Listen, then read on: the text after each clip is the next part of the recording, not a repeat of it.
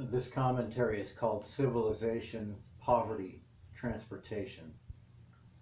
Civilization mitigates natural selection.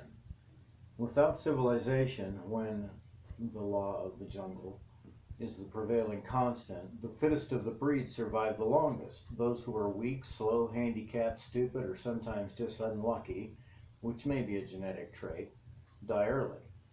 For long-term species improvement, natural selection is the ticket. Even within advanced societies, it remains an important factor.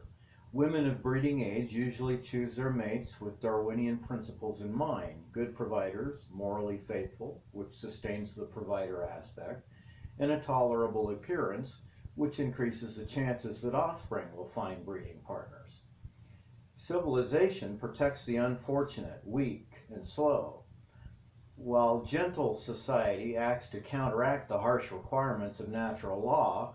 Natural selection almost always prevails. Eventually, an intelligent person laboring under a dull-witted supervisor often learns she isn't so clever after all if she reveals too much brain power.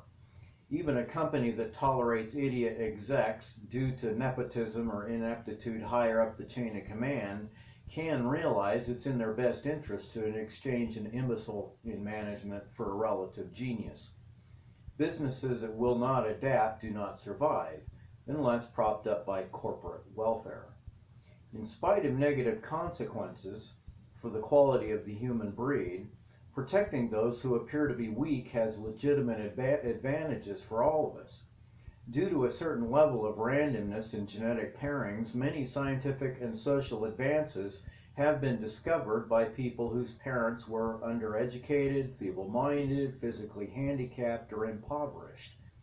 In an uncivilized jungle, one or both parents would likely have died before passing their genes on.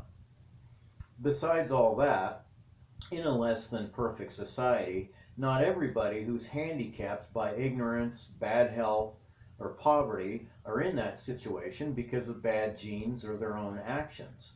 Schools that don't educate, whether because of inadequate funding or apathetic school board members, will mostly guarantee widespread ignorance. A society that allows toxins to spew into air, soil, and water and permits unsafe goods and services, but then fails to provide reasonably priced health care, will generate a lot of sick people. An economy that doesn't provide job opportunities to anybody who wants to work will achieve a lot of poverty. If that same culture manages to prevent the poor from starving, poverty becomes a burden to society at large.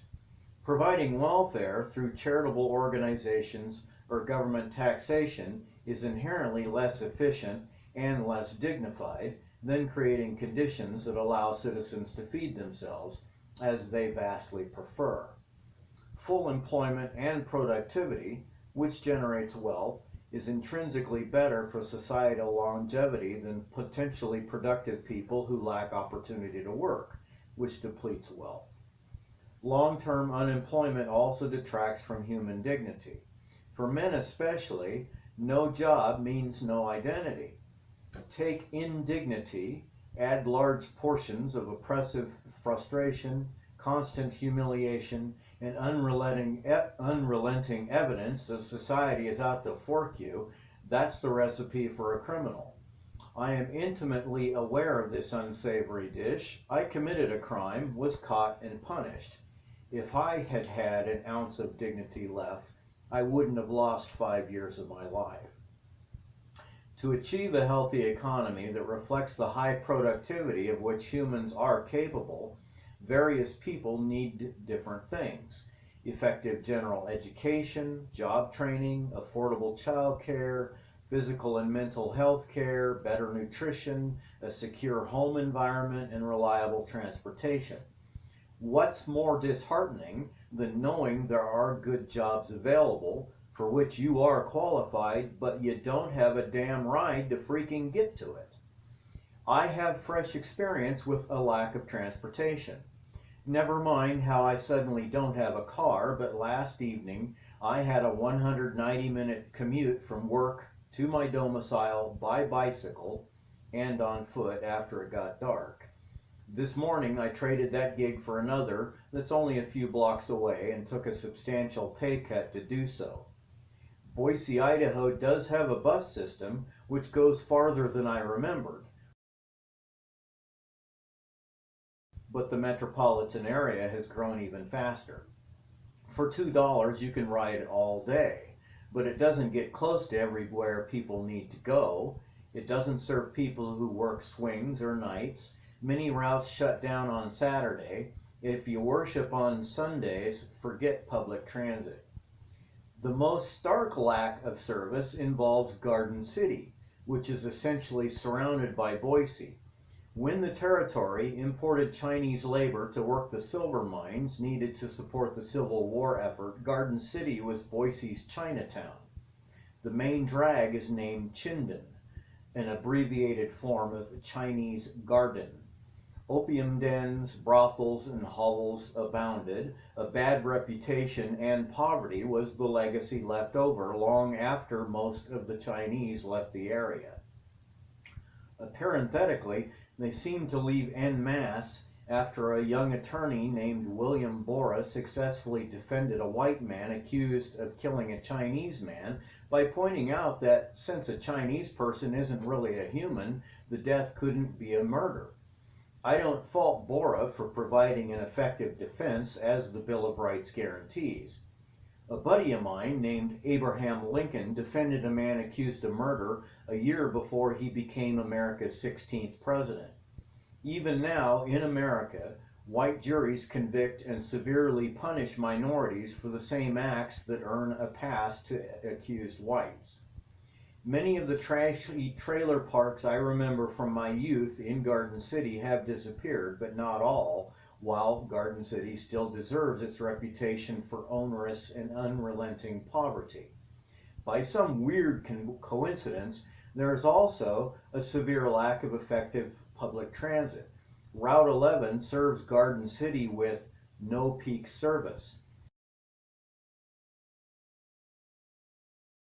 That means when day shift commutes to and from work, via con Dios, and pray that he will offer you a ride. Last week, I spoke with a worthy gentleman named Michael, a volunteer wearing an official vest that said so. He rides them to provide information about bus routes, policies, and times. He told me that mass transit is mostly funded by the feds, who have an obvious interest in encouraging economic opportunity. Individual municipalities, however, have to buy in a little if they want public transportation in their towns. If this is true, it seems to indicate that the majority of Garden City's city council, who should be concerned with economic growth, either dozed off during American government and economics in high school, or they simply don't give a rat's ass. If that is not the case, and there's another reason why the community that needs inexpensive mass transit the most has the least, I wish someone would fill me in. My name is Jim. I see it's flickering on the screen, must be the fluorescence, but still, I live in a green era.